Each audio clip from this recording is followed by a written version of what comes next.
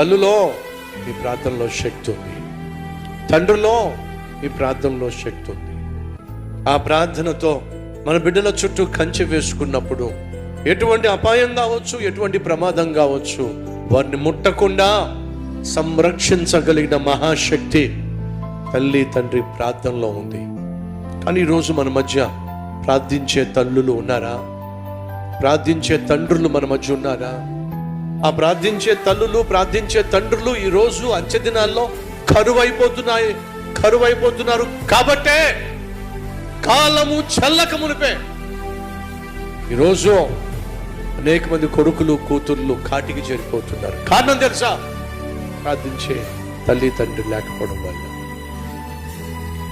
మన కల్వరి టెంపుల్లో ప్రతి తల్లి ప్రార్థనా పరురాలు కావాలి, ప్రతి తండ్రి ప్రార్థనా పరుడు కావాలి. బిడ్డల చుట్టూ ప్రార్థన